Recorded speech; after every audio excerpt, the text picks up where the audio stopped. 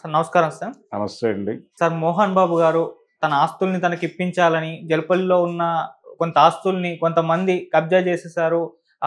వాళ్ళ దగ్గర నుంచి నా ఆస్తులు నాకిప్పించాలని చెప్పేసి కలెక్టర్ గారిని ఆశ్రయించారు సార్. ఇప్పుడు ఆయన మంచు మనోజ్ గారికైతే నోటీసులు పంపించేశారు. మరి ఆయన పేరు చెప్పలేదు గానీ కొంతమందిలో మనోజే అని అనుకోవచ్చా? మరి ఇప్పుడు తన ఆస్తులు ఏవైతే ఉన్నాయో అది మనోజ్ గారే కబ్జా చేసేసారా? ఏం జరుగుతుంది సార్ అసలు మంచు ఫ్యామిలీలో? ఏం లేదండి. ఆల్రెడీ మంచు మనోజ్ జల్పల్లి నివాసంలో ఉంటున్నాడు. ఆయన దాదాపు సంవత్సర కాలంగా అక్కడే ఉంటున్నట్టుగా అన్ని రకాల సాక్ష్యాలు ఎస్టాబ్లిష్ చేసుకుని ఉన్నాడు. ఓకే. ఆయన ఒక ఓపెన్ డాక్యుమెంట్ ప్రపంచం ముందు పెట్టాడు. అయ్యా నా కాల్ డేటా చూడండి, సెల్ టవర్ సిగ్నల్స్ వెరిఫై చేసుకోండి, నేను ఎంతకాలంగా ఇక్కడ ఉంటున్నానో మీకే తెలుస్తుంది, అందుచేత ఇంతకాలంగా నేను ఇక్కడ ఉన్నాను, ఇక్కడ హక్కు ఉంది నాకు అని ఆయన చెప్తున్నాడు. మనోజ్ ఆల్రెడీ ఇంతకుముందు చెప్పున్నాడు. అలాగే ఇది ఆస్తుల గొడవ కాదు, ఆత్మగౌరవ సమస్య అని చెప్పి ఆయన అక్కడికి వెళ్ళాడు. ఎక్కడికి? తిరుపతి ఎడ్యుకేషనల్ ఇన్స్టిట్యూషన్స్లోకి సంక్రాంతి సంబరాలు చేసుకుంటున్న కుటుంబంతో కలవడానికి వెళ్ళాడు. ఆయన వెళితే లోపలికి రానివ్వలేదు. ఆయన లోపలికి రానివ్వకుండా బయట నుంచి బయటే పంపించేశారు. ఆ తర్వాత వాళ్ళ తాతగారు నానమ్మ వాళ్ళ అక్కడేదో చేయబోతే అక్కడ కూడా చాలా పరిమితమైన టైమే ఉంచి పంపించేశారు.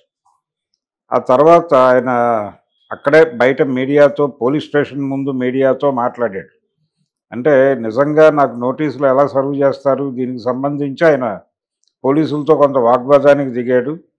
దిగి ఫైనల్గా ఇది కరెక్ట్ కాదు అని చెప్పి వాళ్ళతో మామూలుగానే మాట్లాడేసి వచ్చేసాడు. ఇప్పుడు అన్నదమ్ముల మధ్య ట్విట్టర్ వేదికగా ఒక వార్ నడుస్తుంది.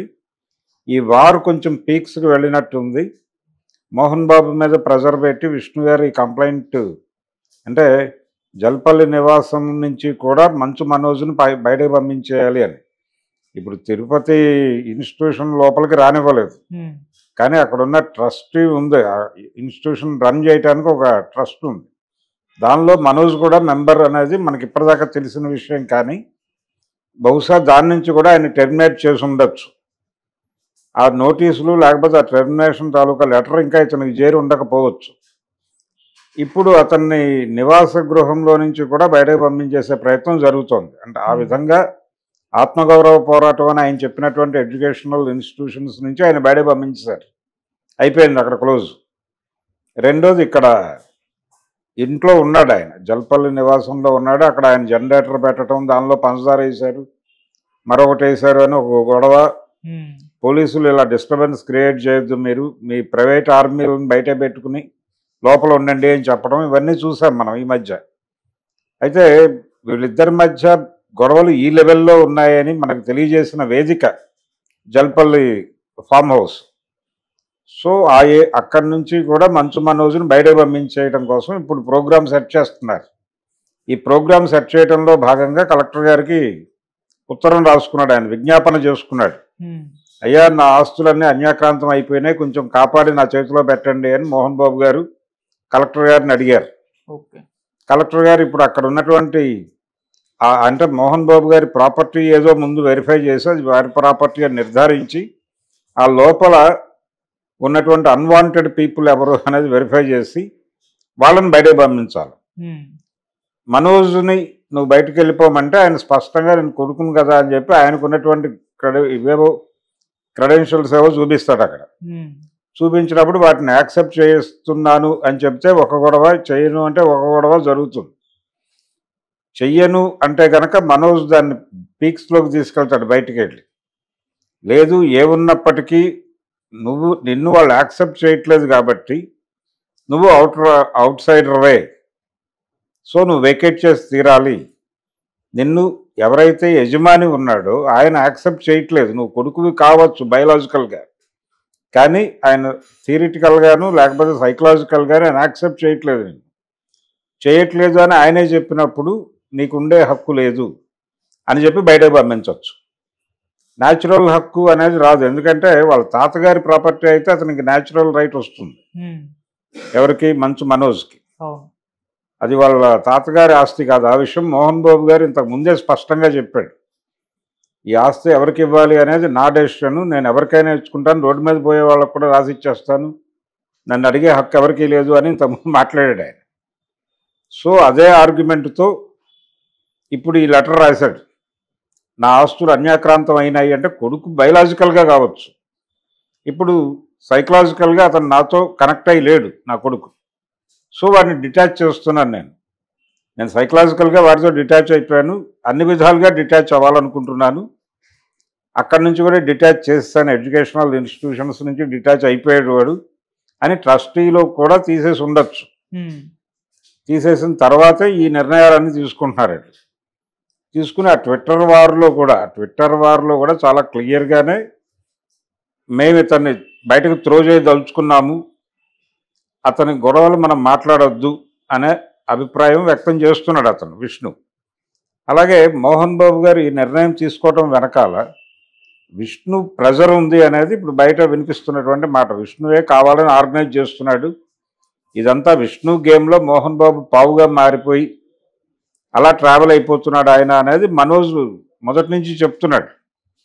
మరీ అలా ఉంటారా ఆయన అంటే వన్ సైడ్ వెళ్ళిపోతాడా అలాగా తండ్రి కదా అన్న పద్ధతిలో ఒక ఆర్గ్యుమెంట్ జరుగుతోంది.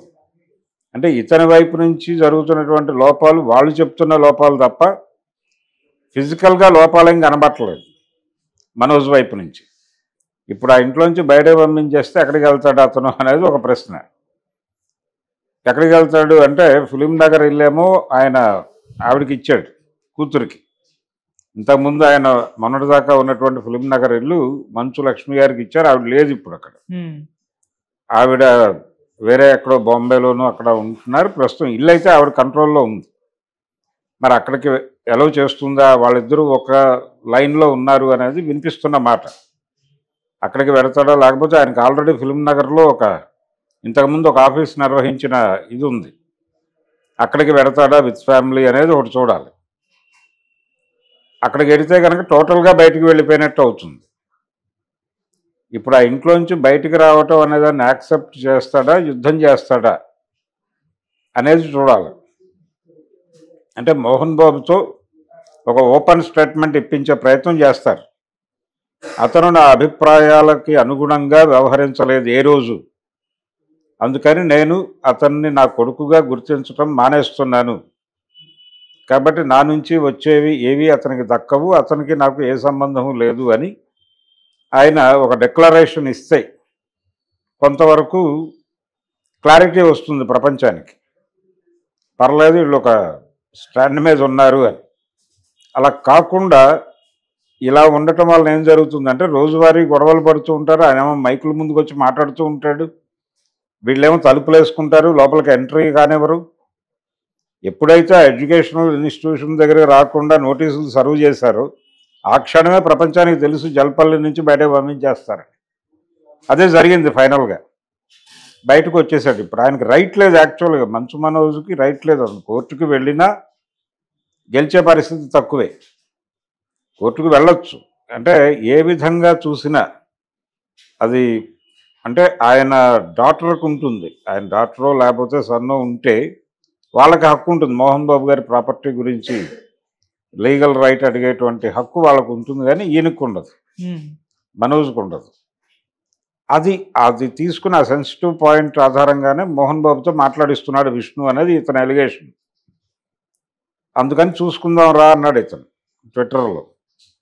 చూసుకుందాం రా అనటం తర్వాత నేను అనుకోవడం ఏంటంటే ఫైనల్గా వీళ్ళ ట్విట్టర్ వారు నడిచి 3-4 ట్వీట్లతో నడిచి ఒక కంక్లూడింగ్ ట్వీట్ ఇచ్చాడు ఆయన మనోజ్. అదేమిటి, నా భార్య చెప్పింది కాబట్టి ఆగాను, లేకపోతే నీ తల తెగి నీ ఒళ్ళో ఉండేది అనే ఒక డైలాగ్ పెట్టాడు. అది కొంచెం ఎక్కువ హర్ట్ చేసి ఉంటుంది. ఇక మనం దీన్ని సమ్మప్ చేయాలి అనే ఒక నిర్ణయానికి రావడానికి అది కొంత దోహదపడి ఉంటుంది. ఆ దోహదపడటంతో ఇప్పుడు నిర్ణయం తీసుకుని క్లోజ్ చేశాడు, ఇక్కడ తలుపులు మూసాడు. ఇప్పుడు రేపు కలెక్టర్ గారు వెళ్ళాలి, అక్కడికి వెళ్ళి విజిట్ చేసి అయ్యా ఇందులో అన్వాంటెడ్ ఎవరుంటున్నారు, ప్రతి ఒక్కళ్ళు మీ క్రెడెన్షియల్స్ చూపించండి అని అడుగుతాడు. చూపిస్తారు. ఇది మ్యాచ్ అవుతున్నప్పటికీ ఇతను ఉన్నాడు, ఇతన్ని ఎలా హ్యాండిల్ చేయాలని తిరిగి మోహన్ బాబునే అడుగుతాడు ఆయన.